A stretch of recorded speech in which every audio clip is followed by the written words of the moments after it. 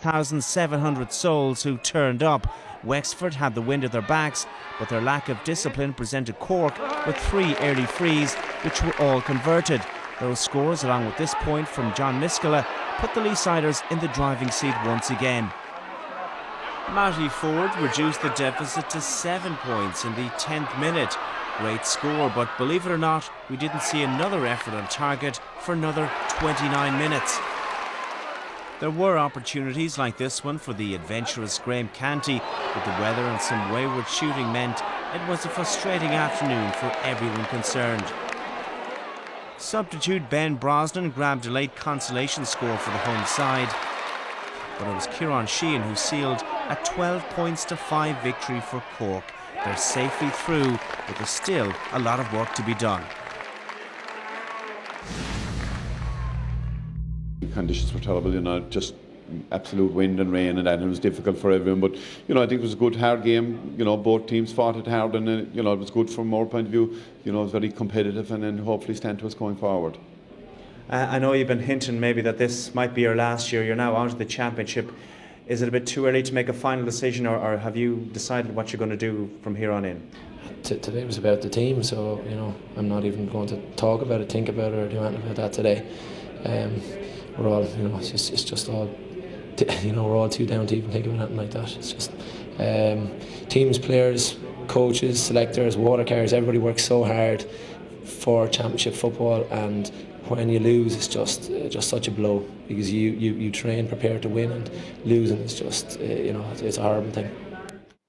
All right, well, after the qualifiers, there's the draw then. It's Louth versus Dublin, Limerick versus Cork, Monaghan versus Kildare, and Sligo versus Down. And Dara O'Shea, I wonder, can any comparisons be made with Cork this year and Kerry last year? Like Cork going the backdoor route, they're not particularly spectacular, but they're getting there.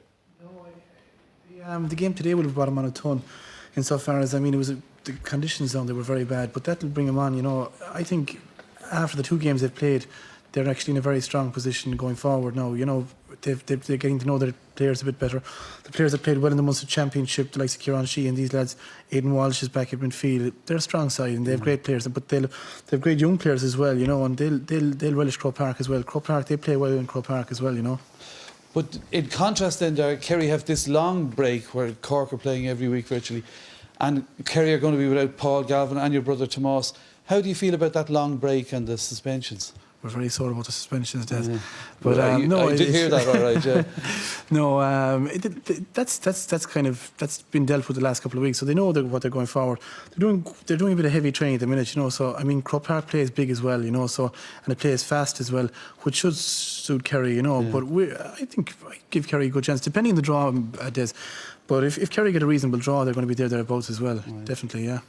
Tony Lean of the Irish Examiner, you're a Kerry man. What do you think of Kerry getting the long break? Does it suit them? I think at the start of the season, there was a general view in the Kerry camp that there wasn't the legs in them for another long season through the qualifiers. And I know, Jack O'Connor has said this season that, it's the bigger games now, get these players up. This Kerry team has achieved so much. They really couldn't, with all due respect to the Longfords and the Antrims and the Sligos, I don't think they could have gone another season going that road. Yeah. So I think, in fairness, the effort they put in the 2 games against Cork has obviously stood to them. But obviously there is that 4-week break now. But I think just in terms of the broad plan for the season, I think Jack O'Connor planned to go direct to the quarter-final. So they are where they want to be. OK. Collymore and Dublin, they've, like Cork, they've 3 games or whatever in 3 weeks, or 4 games in 5 weeks. Is that helping the management? Can you see positives from it?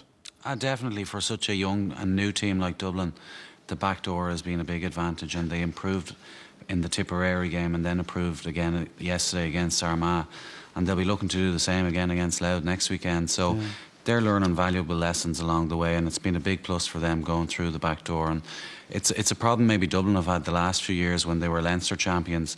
That 3 or 4 week break, they found it very difficult, and particularly for the provincial winners, they don't know who they're going to be playing, so it is very hard to focus in training over those couple of weeks. Liam McHale, Sligo now have only 6 days to turn it around to play Down. Will they be able to? It's going to be very difficult, as they're going to be hugely disappointed. Obviously, they expected to win today. Big job on Kevin Walsh's hands. They have a home draw against Down, I think they'll fancy their chances. I think they'll regroup and they'll be competitive. Whether they can win it or not, I don't know. It'll be a neutral venue now. Oh, it's neutral, Yeah. sorry. Oh, yeah, I thought there was Sligo would have been home. Neutral venue, I'd have to go for Down. All right then, that shows the importance, I suppose, of the home venue. Let's look at those quarterfinals. Tony, your view, Louth, Dublin? Well, I suppose they're revisiting the scene of the crime very soon after it happening for Louth, but I think it's a good draw for both of them. I think Dublin will be happy with it and Louth will be happy with it. Good thing about Louth is they got over the thing, they were very mature and they said, look, just forget about it and concentrate on the qualifiers. But for Dublin, they are improving. They must wrap Bernard Brogan up in cotton wool this week and make sure he's not injured. Yeah. I'd nearly keep him at home, I wouldn't even allow him train. All right. Dara, Limerick against Cork? I suppose the big challenge from a Limerick viewpoint is just to move beyond being just good gate crashers and being a serious team. I don't think, Cork will be too happy about that draw. They're going to be a stiff test for Cork. Limerick are going to have to sort out probably their free taking. It's not satisfactory to have a goalkeeper coming up. I know Stephen Cluxton kicked another one last night, but from a Cork viewpoint, it's key that Aidan Walsh stays injury-free. Owen Cadigan's involvement in hurling is, causing a bit of uncertainty there as well. Who do you fancy? I'd go for Cork with a head in the block, yeah. All right. And Monaghan, Kildare, Tony? I think the week is going to be a huge thing. The week with Galway against Wexford and Laois against Tip was not good for them. So I think the week is going to be very... And I'm not sure they have a plan B. They wanted to win the Anglo-Cell Cup. It's going to be very hard for them. And you have the Grimley factor now as well, Paul Grimley down below. I thought last night, watching Kildare, their second half display against the Win was brilliant. It was the best I saw them play for a couple of years, so they're certainly after coming back into it. But I'm going to go for Kildare. I thought their second half display was very, very good last night. And Sligo against Down, Darren? Yeah, I was encouraged to hear Kevin Walsh there even after the game saying that they haven't put all their eggs into the Connacht basket. Yeah. But, I haven't been that impressed by Down this year. I think they've beaten Longford and Offaly, and this is a real step up for them. And I think if Sligo can get themselves up mentally, I think they can beat Down. All right then, we're going to return to Cyril and Michael now, because we asked our panellists, maybe unfairly, to pick what they see as the championship team of the year so far, because obviously it'll change as the summer goes on. So Cyril, we will put up the team here and you tell us maybe the problem areas or the more difficult areas to pick between 1 to 8, say. Well, there was a lot of contenders, and it'll be interesting to see how this changes as the year goes on. Dunlow got in there ahead of Clinton Hennessy. Noel Connors, I have to say, is a brilliant cornerback, making ahead of Shane O'Neill this year. A tough fight between Owen Cadigan and Keith Rothester win for Cadigan. Jackie Tour was more or less on his own. Now, Tommy Welch is probably the hurler of the season so far, but yet again, Tony Brown was pushing him hard. Michael Brick Welch has been brilliant as well, so Ronan Cornbury got it ahead, and JJ Delaney kind of walked on as well. Michael Rice, midfield wasn't that, it wasn't that hard to pick. Michael Rice is a new kid on the block, really, in Kilkenny. That's our 7, but that's our 8. The big interesting thing will be to see how this changes as the year goes on, especially with the All-Stars. Of course. And when we go into the attack then, Michael, the rest of it? Yeah, just Shannon Sullivan there edges out maybe like Cahill knocked and Michael Fennelly, Ger Farrell, who all had good matches. The forward line, I found actually difficult enough. I think a lot of interchanging with forwards, playing in different positions, moving around. Damien Hayes, a couple of good games along the way. Owen Larkin had 7 wides against Galway. If he'd scored them, he might be in there. Joe Canning, Asaki not in there, maybe there before the end of the year. And John Milan, probably, and Shane Dooley, the two standout scoring forwards of the year so far. OK, let's let our panellists pick holes with it now. Diarmuid O'Sullivan, your young successor, Owen Cadigan, gets in there. What do you make of the defence selected?